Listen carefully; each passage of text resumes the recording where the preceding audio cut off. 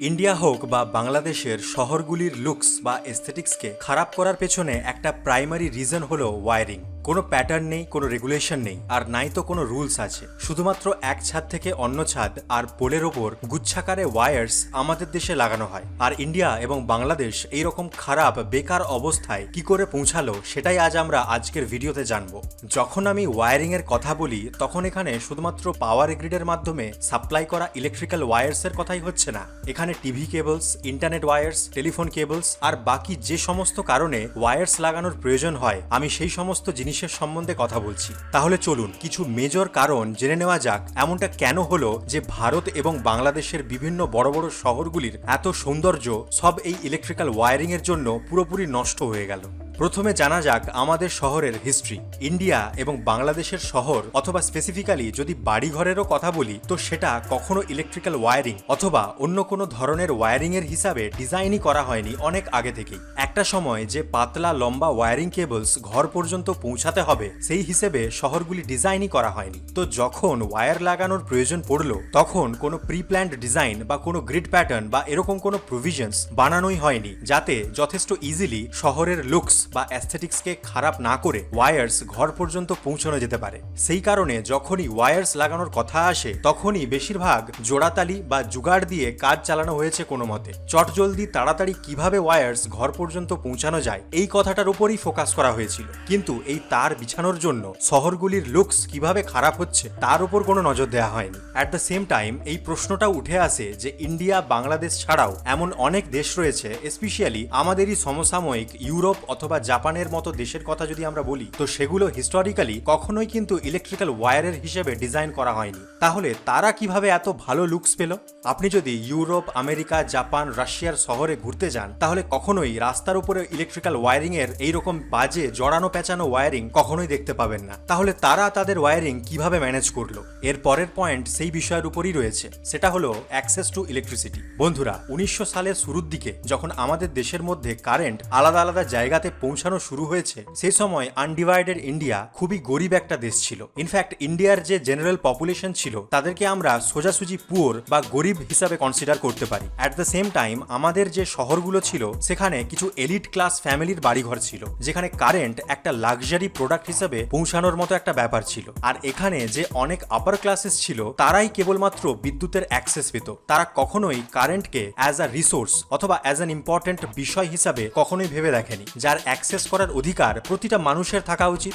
যেহেতু এটাকে একটা লাক্সারি প্রোডাক্ট হিসেবে কনসিডার করা হয়েছিল তো শুধুমাত্রই যে এলিট ক্লাস ফ্যামিলির ঘর ছিল সেখান অবধি বিদ্যুৎ কিভাবে পৌঁছাবে সেটা অনুযায়ী যে মেইন ইলেকট্রিসিটি প্রোডাকশন থেকে শুরু করে শহর অবধি যে গ্রিড ছিল সেইগুলো সেই মতো তৈরি করা হয়েছিল। মানে বেসিক্যালি পুরো শহরের মাত্র 5-10টা ঘরে যদি কারেন্ট পৌঁছাতে হয় তাহলে তার জন্য তো কোনো ইলেকট্রিক্যাল গ্রিড তৈরি অথবা কোনো ডিস্ট্রিবিউশন সিস্টেম ভালো করে বানানোর কোনো প্রয়োজনই ছিল না। কেননা কখনোই এটা ভাবা হয়নি যে এই বিলাসিতার বাইরেও বিদ্যুতের অন্য কোনো প্রয়োজনও হতে পারে। আর সেই জন্য আমাদের ফিউচার প্ল্যানিং করা দরকার এই রকমটা কখনোই সেই অভিজাত সম্প্রদায়ের লোকেরা ভাবেইনি।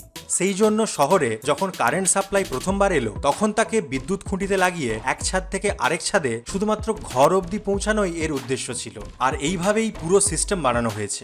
আন্ডারগ্রাউন্ড ওয়ারিং টেকনোলজি সেই সময়ও খুব সহজেই অ্যাভেলেবেল ছিল, কিন্তু সেটা যথেষ্ট এক্সপেন্সিভ ছিল। এছাড়াও আন্ডারগ্রাউন্ড ওয়্যার লাগানোর জন্য অনেক ক্ষেত্রে অনেক কাজ করার প্রয়োজন ছিল।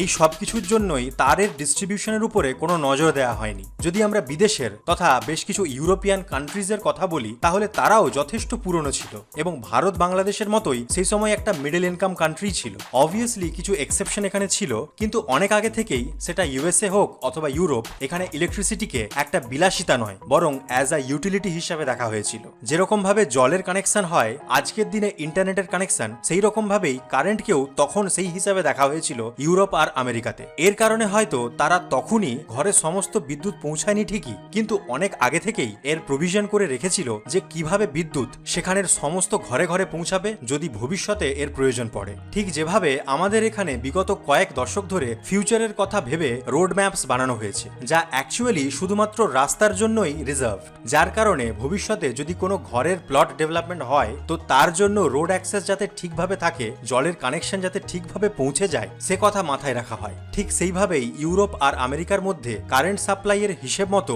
ফিউচার প্রজেকশনকে দেখে জিনিসকে ডিজাইন করা হয়েছে। আর সেই কারণেই তাদের এরকম কোনো সমস্যাই আসেনি যা আমাদের ইন্ডিয়া এবং বাংলাদেশকে আজ ফেস করতে হচ্ছে। যখন এরকম কন্ডিশন এলো যে নর্মাল মিডিল ক্লাস মানুষও বিদ্যুৎ কিনতে সক্ষম হলো ইন্ডিয়া এবং বাংলাদেশে, তো সেই সময় কোনো সরকারের পক্ষ থেকে কোনো সেট প্যাটার্ন ছিল না। আর জোড়াতালি বা জুগাড় দিয়ে কাজ করতে করতে এক ছাদ থেকে অন্য ছাদে তার ফেলে তাদের নিজের মতো প্রভিশন করে লোকেদের বিদ্যুৎ অ্যাক্সেস করার প্রয়োজন ছিল। আর সেই কারণেই আমাদের এখানে ওয়্যারিং এর অবস্থা এতটা খারাপ হয়ে গেছে। এবার বলা যাক অন্য আরেকটি পয়েন্টসের, আর সেটা হলো রুলস অ্যান্ড রেগুলেশনস। কোন রকম রুলস রেগুলেশন ইন্ডিয়াতে প্রথমের দিকে বলাই হয়নি যে কিভাবে ঘরে ঘরে বিদ্যুৎ পৌঁছাবে এবং কিভাবে ইলেকট্রিসিটি গ্রিডের প্যাটার্ন হবে, এটা কোথাও আইন হিসাবে আনাই হয়নি। এই কারণে যে সাপ্লাইং এজেন্সি ছিল সেগুলো সবসময় ওপেন ছিল কিছু করার জন্য যা তাদের কাছে ইজি আর সস্তা হবে।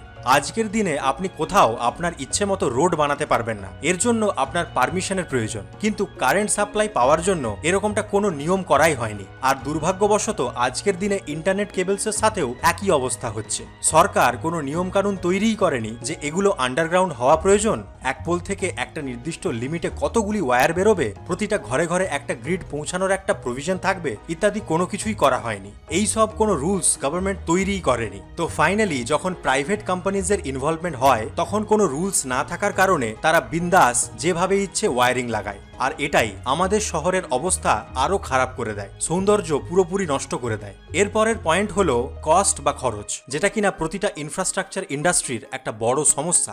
আগে যখন কারেন্ট কিছুমাত্র জায়গা অবধিই পৌঁছাতো তখন সস্তা মেজার্স ব্যবহার করা হয়েছিল। আন্ডারগ্রাউন্ডে ওয়্যার্সকে এক জায়গা থেকে অন্য জায়গায় পৌঁছানো লং টার্মের জন্য খুবই ভালো, কারণ সেক্ষেত্রে তারের ব্রেকডাউন কম হয়, মেইনটেনেন্স করার খরচ কমে যায়। মেইনটেনেন্স করার সময় অনেক বড়সড় কাজ করতে হয় না, আর অনেক দিন লং লাস্টিংও হয়। কিন্তু অ্যাট দ্য সেম টাইম প্রথমের দিকে এর ইনিশিয়াল কস্ট অনেক বেশি হয়। এটা বানানোর সময় যেখানে গর্ত খোঁড়া হবে সেখানে সরকারের কাছ থেকে পারমিশনও আদায় করতে হয়। এরপরে অন্য অনেক রকমের কাজ করারও প্রয়োজন পড়ে। সেই কারণে আন্ডারগ্রাউন্ডকে অ্যাজ এ চিপার অল্টারনেটিভ হিসেবে আমাদের দেশে কখনো ব্যবহার করাই হয়নি। আর ওভারহেড তারের ব্যবহার ইন্ডিয়া এবং বাংলাদেশ জুড়ে অনেক বেশি পরিমাণে করা হয়েছে। অবভিয়াসলি এর কারণে যে শুধুমাত্র ইলেকট্রিক সাপ্লাই তাই নয়, বরং এর পাশাপাশি অনেক বেশি টিভি কেবলস, ইন্টারনেট কেবলস এবং টেলিফোন ওয়্যার্স, এই সমস্ত ধরনের কেবলস ইন্ডিয়া এবং বাংলাদেশের সমস্ত শহরে খুব খারাপভাবে বিছানো হয়েছে, আর এখনো সেম অবস্থা রয়ে গেছে। এবার কথা বলা যাক ফিউচারে কি আমাদের দেশে এই তারের বেড়াজাল কম হবে? অনেস্টলি বলতে গেলে তো এখনো অবধি লার্জ স্কেলে সরকারের পক্ষ থেকে কোনো প্ল্যানিং করা হয়নি, যার কারণে ইন্ডিয়া এবং বাংলাদেশের মধ্যে সমস্ত কারেন্টের কেবল ওয়্যার্স আন্ডারগ্রাউন্ড করা যেতে পারে, অথবা অ্যাটলিস্ট পোলের উপর এস্থেটিক্যালি অর্থাৎ সুন্দরভাবে সাজিয়ে গুছিয়ে ঠিকঠাকভাবে যেন বিছানো হয়। এমনটা নয় যে এটা করা ইম্পসিবল, দেশের কিছু ছোট্ট জায়গায় এমনটা অলরেডি করা হয়েছে অনেক আগেই। আপনি যদি বিগত 10 বছরের মধ্যে দুবার পাঞ্জাবের স্বর্ণ মন্দির ভিজিট করেছেন তাহলে আপনি দেখে থাকবেন আগে আশেপাশের এরিয়াতে অনেক বেশি উপরে ওয়্যার্স ছিল, এখন সেগুলো পুরোপুরিভাবে ক্লিন আপ করে দেওয়া হয়েছে। আজকের দিনে যে নতুন নতুন শহর তৈরি হচ্ছে সেখানেও আপনি এই পরিচ্ছন্নতা দেখতে পাবেন। ভারতের গোয়ার বিভিন্ন শহরে অলরেডি আন্ডারগ্রাউন্ড ওয়্যারিং এর কাজ শুরু হয়ে গেছে।